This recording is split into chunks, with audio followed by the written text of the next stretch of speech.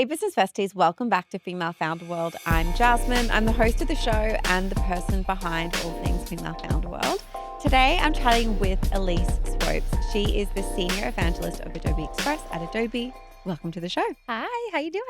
Tell me what you do at Adobe. Let's start there. Of course. Well, I am a senior Adobe Express evangelist. Basically, most of my job is social demos and half of it is community advocacy. So I just make sure that the people are heard and our products are performing perfectly for them. You have the most interesting story, and I'm really excited to get into everything. Some of the stuff that we're going to talk about in the show today, you were one of the original Instagram artists and creators. And we're going to talk about the early days of the platform and then what's changed and how you've evolved and how you see creators growing as these platforms are changing and how people can really make an impact there. We're going to talk about creativity, nurturing it, protecting it. And we're also going to talk about some really helpful tactical tools and how to use them for people who are showing up and creating content on the internet, which is all of us. You know, one of the things that we talk about a lot on the show is if you're building a business in 2025, you are also a content machine and a media company because that is just the reality of what it takes to build something right now. Absolutely. Yeah. Sometimes in the beginning of my demos to my audience, I ask them who's a graphic designer, who's a Mhm. social media manager, who's also a founder. And I get hands raised for everybody because everyone's got to be everything right now. 100%. Everyone is a creator Yeah, slash founder, business owner. So absolutely. that's why I wanted to chat with you today with some of the things I wanted to get into. But let's start with the early days of your career. Take me back. Oh my gosh, how far back can we go is the question. I've been a designer since I was a child. I got started on one of those old blue Apple iMac computers. I was homeschooled, so I would learn on the computer, but then when I got my time off, I would just go on and just edit. And I taught myself how to design websites. I taught myself graphic design. Wow. And I just was obsessed with the ability to teach myself and not have to wait for anyone else to teach me.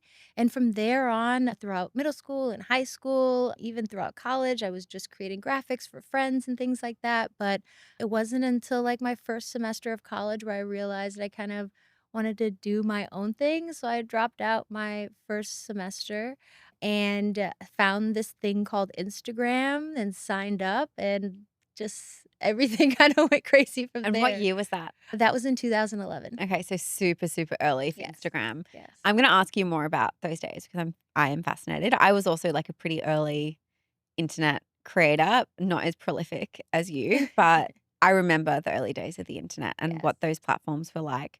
But first, I want to share some milestones, like some of the stuff that you've done throughout your career that I think people should know at the beginning of this conversation. Absolutely. Yeah. Well, some of the most important milestones I'd say is one, Instagram, of course. Becoming a suggested user was a really big thing for me. I was a broke college dropout with literally nothing but an iPhone 4 that I bought on Craigslist.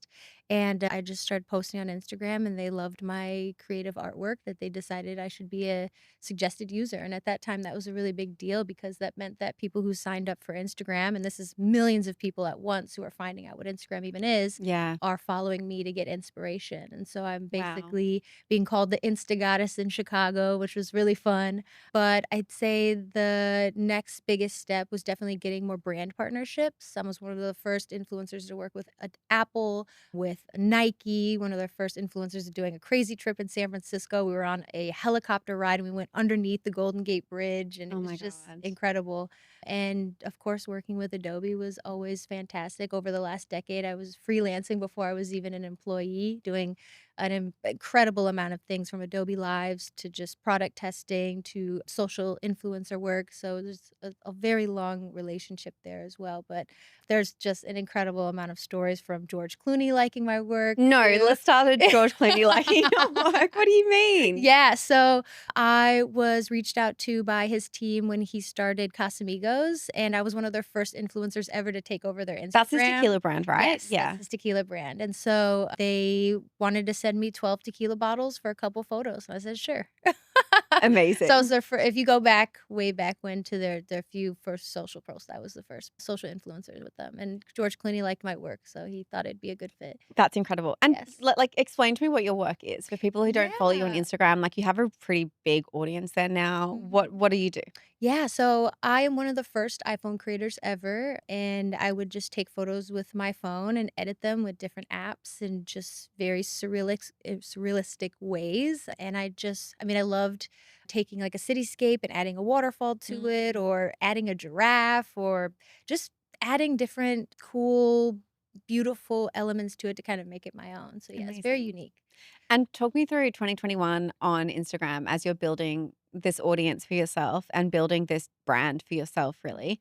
What was it like on the platform then? Well, when I first started, it was very different. I'd say that the biggest difference was the algorithm. So when you're posting, there was this one page that you wanted to be on, which was called the popular page.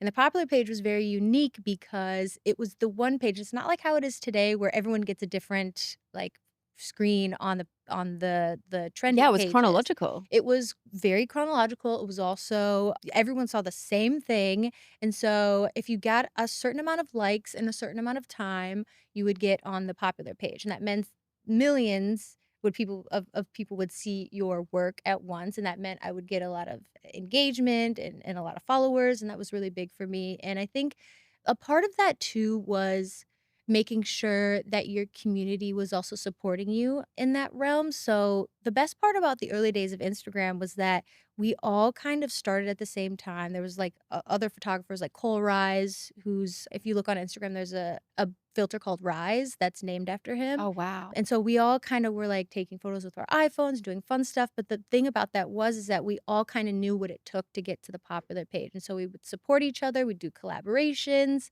just a ton of different things, and it was at that point, and it still is, at least to this day, which I'm sure we'll talk about, is just community first, is making sure you have your tribe of people who kind of know where you began, where you're going, and you kind of all believe the same kind of thing in essence. That's so interesting. Mhm. Let's talk about that community building and having those people that kind of have your back because when I also started Female Founder World, I had this group of other founders and we would do something very similar. We had kind of had a WhatsApp group and when we would have a partnership or when we had a something that we just posted, we would share it in that group and we'd say, "Hey, can you support this? Like, can you share it to your stories or can you like tell your partner, your contact here that we've done like and that is that little seed of like 8 people is such a big reason of why we've been able to build this into a full media brand. Mhm. And I've found it so valuable to have those people. I'd love to know your thoughts on that. No, yeah, I believe in that wholeheartedly. I think that one most important aspect of that is like sometimes, especially in the realm of posting content with brands and collaborations, you definitely want to look good to that brand and you want to make sure that things are being positively seen in the perspective of success in that, but, Yeah. like, that means that you have to people have to understand what that actually means. So I remember, like, when I would post some of my first hashtag ads, at that time, you gotta put a hashtag ad, you Hmm. gotta do all the different things. People would, like, kind of get upset at me because they didn't understand what influencership was, but on the other end of that, I had to help educate a lot of people about, like, that's my job, Yes. and that if you engage with that, that means I can continue creating and continue providing inspiration for you for free.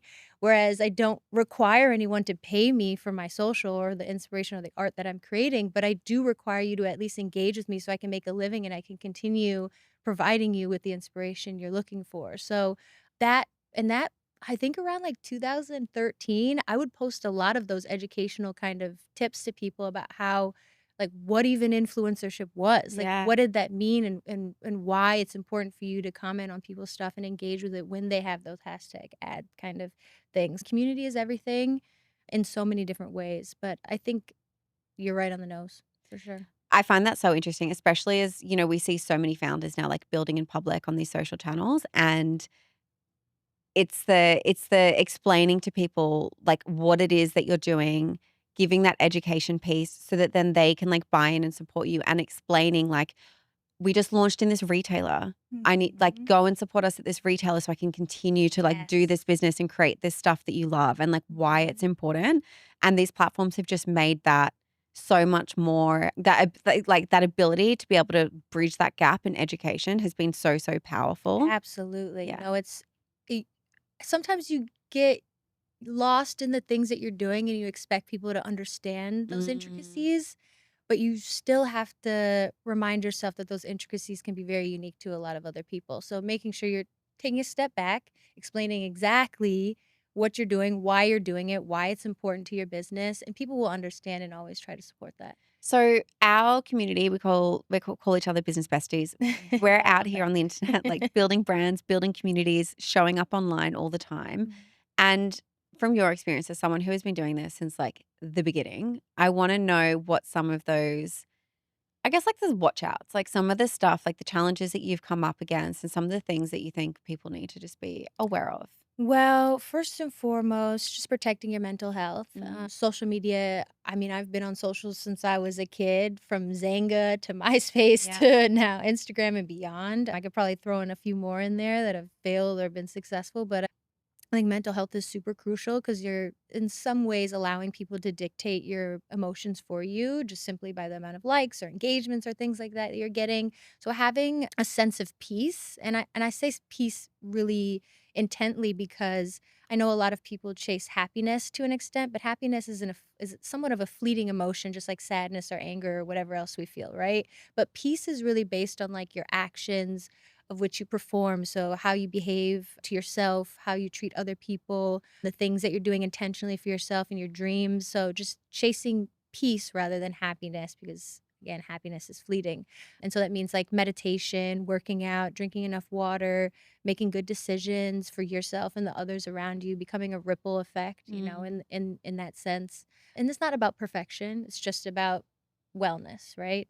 And then on the other end, as far as it become like as far as it involves social specifically, just being authentic, man. Like just I, I'll be honest and say if I've ever gotten to a point where I may have gone viral, I have almost wanted to delete the post.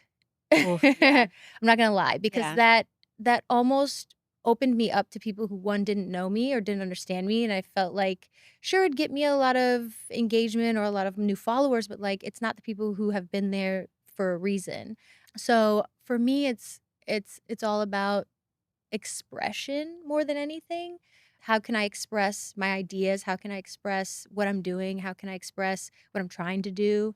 And that doesn't always get the highest engagement, but what I have realized is in many cases when I've gotten a brand partnership, I always ask them, like, "Why did you reach out?" And then they'd Mm. show me a post that got, like, the least likes, but that was something I was just trying and ideating on and thinking about, and so they saw themselves in that ideation, which was really important. So it's not always about being the most engaged with or the most popular or the most likes or whatever, it's just about creating a representation of yourself that is easy to be seen and acknowledged so that people can see that you're, 1, you're trustworthy, you have ideas, that you know what you're doing.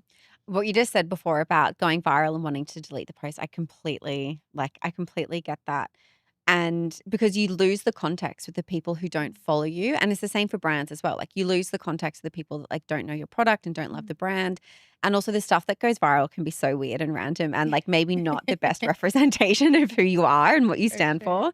But that's one of the reasons I think about the podcast. Like I love having a podcast because no one hate listens to a podcast in the same way that they might hate follow you on social media. Yeah. And everyone has this like deep context of who you are and what you're doing and comes to Mhm. it from such a good place. But, like, these social channels that are prone to virality, like, it's a double-edged sword with that. God bless 'em. For real. Have you had situations where you have, and I'm saying this for everyone who is, like, showing up as the face of their brands and is forward facing. Have you had moments where you've received that, like, criticism or pushback or, like, Mhm. the hate comments, and, like, how have you dealt with that? Of course, yeah, especially in those early days of Instagram when I first started doing those brand posts. People would call me a Mm. sellout, all kinds of different What are you stuff. meant to do? Like, you gotta eat. Well, you know what I'm saying? Like, no one's buying my prints, so what do Totally. you want me to Yeah. do? You know what I mean? But I think because I started on Instagram when I was 20. I'm 35 now. Yes. So, as you age, you become a little bit more confident in yourself. And you also realize that responding to, or at least reacting to a lot of those things isn't worth it. So, when I was younger in my 20s, I would respond quite a bit to things and I'd be like, I'd kind of combat them and get in arguments. But as I've aged and grown through it, I just block and I just Yeah. ignore and I delete. Like, see you later, because this is my space. This is my literal space where I'm curating. I own this space. And sure, it may be owned by whoever is running it, but it's curated by us and we can really make it what we want it to be. So, sure, and also I'm human too. Like I can get 1,000 positive comments and I get one negative one and I'm like, "Why?" Mm. But if it's helpful, I'll consider. Sometimes feedback can be useful and negative feedback can be useful in some ways, but at the same time, yeah, I've learned to ignore it. A lot of it is not helpful, though, Yeah. like, most of it is not helpful, For like, sure. that's for I've sure. gotten there's some few ones that'll be like, "Oh, you used to do, like, this kind of thing. I miss Mm, when you did that. You've, like, done some" and I'm like, "You know what? You're probably right. Let me mm, try that again." yeah. Yeah. The only reason why I continue to do giraffe edits is because people would say, "Why haven't you posted a giraffe in a while?" And now I have giraffes all over my house. I'm really curious, you like you said, you started when you were 20. I also started when I was in my 20s as well. I Mhm. was working for a media company, so it was different, but still, like, creating content, showing up, being the person who is, like, infusing themselves in their work in, like, a really public way, and then now I'm also in my 30s as well, and I sometimes find it difficult to, like, show up in the way that maybe the people who started following me in the beginning expect. How do you Mm. think about evolving and adapting yourself as a brand when, like, brands are static and humans aren't? Yes, yes. It's an interesting thing and something I've known about my whole career and my life is that there is no separation between my job and myself. Mm, I've never because my art is me, I am me, yeah. my business is It's me. so, like, I'm porous though to, like, it is. yeah. But that at the same time, it means that I'm not the 20-year-old that I was when I first started. Mm, So it's there's a good amount of people who have followed me for this long, like the whole 15 years, which has been incredible. And they've seen my growth. They'll send me DMs and like, we're so proud of you. I can't believe you work at Adobe now. This is crazy. Like to see how you've like just evolved over time. And that to me is so incredible because sometimes in our steps of life, we forget to kind of acknowledge the big changes and evolutions that we've had. So they keep me grateful, and I mm. think gratitude is a really important thing. Now, is there people who have unfollowed me and left me in the dust, because I haven't done the same things or maybe I post a little bit differently now? Sure, but, for me, it's about keeping the integrity for myself, and if people are there for a reason, then that's the best for me, but I don't wanna beg anyone to be around me, and that's the last thing I wanna do. Because if my work and my life are completely intertwined, I've gotta be at peace with that.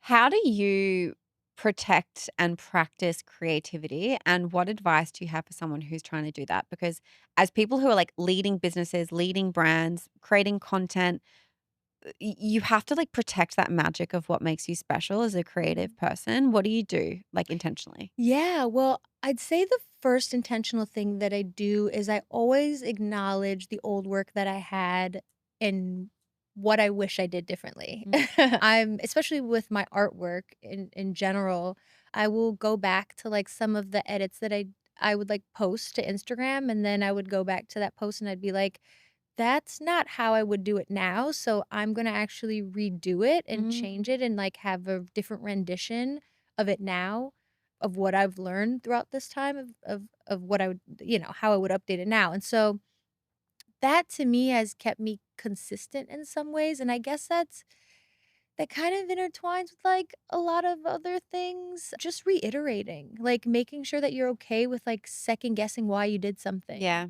And I love that. I love using myself as a test subject. I love using myself as the basis because that means there's consistency there and I'm not necessarily having to go outside of myself to look for that inspiration.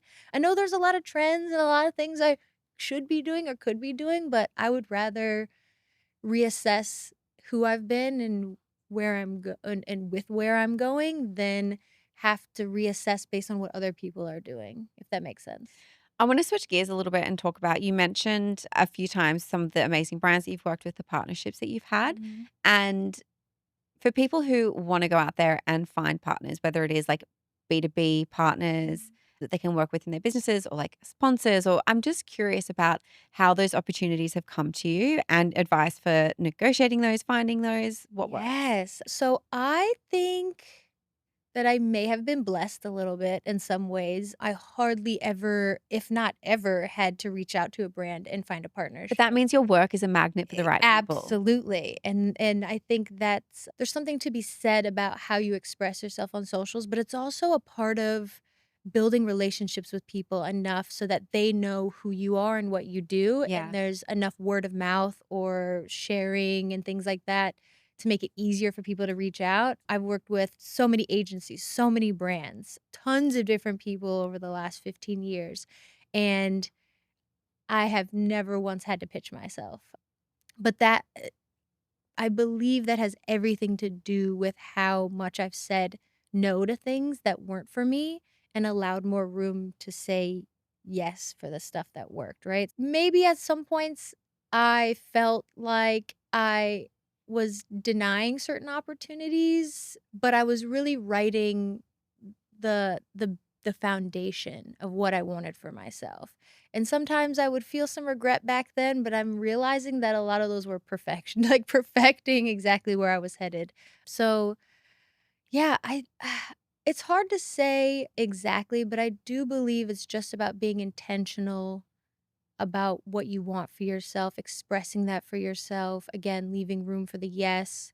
And also remembering, most importantly, and this is something that I've been very, very, very adamant about with even a lot of people that I've mentored, is that if you're working with someone, you have to realize who else they're reporting to. The thing about a lot of my brand partnerships was that I would like, for example, I did something with, like, MasterCard or something like that, and I would study, like, their past advertising, I'd study their colors of their logo, I'd study, like, a lot of different things before I went to them with my pitch.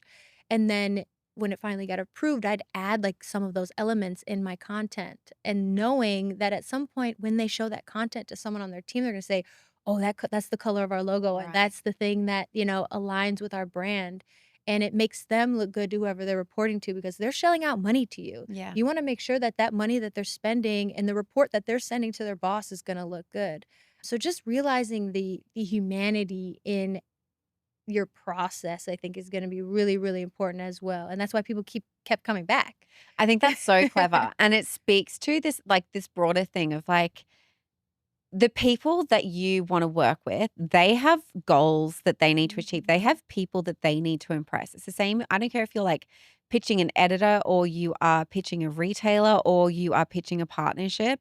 All of those people have a boss that they need to look good to, and how can working with you help them look better to that person and achieve their goals? And that is like, you need to speak to them in that language, and that's, like, what I think you spoke so, like, well to Absolutely. just then. Absolutely, 100%, yeah. And something else that you said that I wanted to call out. So you were talking about the things that you said no to.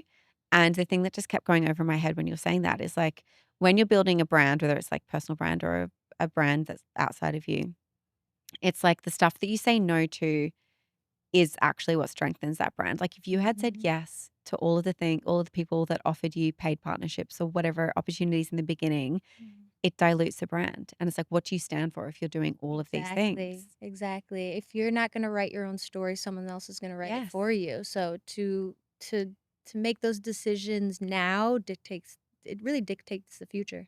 We've talked a lot about the partnerships that you've had and how you got those. I wanna talk about how you started working with Adobe. How did this come Yes. about? Oh my gosh. So it's really crazy to think about the fact that I'm even working at Adobe. I would visit the offices sometimes and I would think in the back of my mind, if I ever worked anywhere in the entire world, it would be at Oh, Adobe. amazing. Because I've been a freelancer for Mhm. 14 plus years. I never thought about having a real job, so to speak. I've never had one except working at the mall when I was Wow. like 16. That's a big adjustment. Oh, it was a Yeah. big adjustment. I had a whole pros and cons sheet where Yeah. I wrote out, like what's the pros and what's the cons of having this job, and the Mhm. pros outweighed the cons Mhm. exponentially. The cons were really just ego-driven things. I don't wanna Mhm. listen to someone, I don't wanna wake up in the morning, I don't I want a don't wanna boss. you know what I mean? But It's been the complete opposite of any of those cons that I even imagined. It's been so freeing, so fun. I love the fact that I can create content and I need anyone to approve it or look at it, Yeah, which is one of my amazing. favorite things. There's a lot of trust in evangelism. There's a lot of ability to have our ideas and own them and show up for them, which I think is super exciting. And that's why I'm in this position of just got the experience and it's fantastic. Good for you. I want to talk about specific tools that you recommend and how people can use them. Mm. Let's get really tactical here. A lot of people listen to the show for that stuff where they can go and like take notes and download the thing and actually execute it in their business and their lives. Talk us through some of the tools that Of are the course. go tos. Yeah, well, I am an evangelist for Adobe Express, so Hmm. I have to start there, but I also think it's just the most perfect audience for this. In Adobe Express, we've got brand kits, which are incredible. You can add your logos, your colors, all different types of things, like templates that you even build in Express. I personally have an Instagram live show that I host every other week, and it's super easy for me to change out the images of people, change out the text, do all the same things, and make it really easy to post on my Instagram directly from Express, Oh, which is yeah, because great 'cause they've too. actually got, like, a scheduler. Mhm. Got This a is the crazy scheduler. thing that I was looking at actually yesterday before we had this conversation. One of them is that you can have your brand kit and then you can just apply it to the Mhm. templates in Adobe. So Yeah, you can have your colors and your fonts and all of that, open up a template, and then just, like, click a button, and it'll all be in your colors and absolutely. which is And crazy. That's and with so any amazing. template too, and it could be something you've made in Photoshop, it can be something Yeah, you made in wow. Illustrator, you can pull it directly into Adobe Express, tap that little button, and all your colors, all your goodies are there. And then the other thing is the scheduling tool where you can, like, build out your calendar Mhm. and then post directly, which when I think about collaborating with like, we have a team of people that create content for Female Founder World and being able to see it all there and then like click and approve and schedule, all of that stuff is amazing. I didn't Absolutely. realize you could Yeah, do this. yeah, you can have shared calendars and it'll be in your projects, which is great, and then you can include your brand kit in the projects as well. Incredible. You can lock templates, so if you've got a team and you say, "I don't want you to touch this font or Mhm. this color," lock, lock, lock. There's a ton of ability to collaborate and also to touch on the scheduler, we also have the generate caption feature, which I think is pretty cool. Sometimes I have no idea what I wanna say in my caption, Oh, but it if writes I the caption for it'll you? write the Like an caption. AI thing? Yep, Ah. So, sometimes I'll be like, for example, I had a post about a giraffe, and I was like, "Type in or give me a giraffe fact," and it put a fun giraffe fact, so, and it just pulls it and gets it right. It's I really love nice. that. Yeah. Yeah, I feel Mhm. like everyone's talking right now about how that you incorporate AI in your business as well, and you don't actually have to necessarily be an AI expert. A Mhm. lot of these tools have AI embedded in them. You just need to know how to use them and prompt them. Absolutely, for Okay. sure. Yeah, and also we just added enhanced speech, which is also from Adobe Podcast, and that's within Ah. Adobe Express now. So if you have a video, you have audio, you can click on that audio, click on that video, and on the left-hand side, you'll see that it's gonna have enhanced speech, and that's where you're gonna adjust your audio. So you can have wind blowing, you can have I mean, we're in New York right now, you're gonna hear, like, construction outside, like, that's gonna get rid of all of that Oh, for you. wow. Mhm. Okay, so for example, if I was recording like a reel or something and I'm speaking to the camera, I can upload it there and change. Mhm. Absolutely. Ah, that is so clever. Yeah. We also have background remover, which is really helpful, especially for people who are showing something behind them. Mhm. It's really great for images as well. I will say that one of my favorite features that we just added is the clip maker, and that's going to be in the quick actions. And I use that for my Instagram live show to break up certain clips to post to like Twitter or threads just to hype up the show. We should use that for the podcast. You should Yeah. absolutely use that for the podcast because it's gonna pull the information that you're talking about and give you titles, it's gonna give you descriptions, it's gonna give you captions, all the good stuff right in the clip maker. Okay, that sounds amazing. And Mhm. also with the background remover, we use that. So you can use it obviously for like product photos if you want to change the background out or have a white background. But we use it where we create a lot of collages for like our cover images for Instagram carousels and stuff. And it like works really well. You can put like a little border around it and it looks, Cute. yeah, it looks Love cute. it. The last thing I want to ask you is for a resource recommendation. So you've Mhm. given us so many great things there, but what's something else that people can go and do to learn more about this if they're interested in it? Of course, yeah, we've got a great learn page in Adobe Express. It'll walk you through everything you need to know from making templates to using the brand kit to all the goodies we have in there. So make sure you check out the learn page for Okay. sure. I'm going to put a link in the show notes so that if people want to check it Yay. out. Elise, thank you so much for coming on the show and Thank you sharing so everything you much. know. Appreciate you. It's been great. I just wanted to jump in and end the show with a quick thank you and shout out to all of our paid Business Bestie subscribers. Business Besties bypass literally years of networking by getting access to all of the people that you need to build your dream business. You also get invited to exclusive monthly group business coaching call sessions where you can speak to experts and founders and ask them all of those questions that you just can't Google. You can cancel anytime. Head to bestie.femalefounderworld.com or click the link in the show notes for more.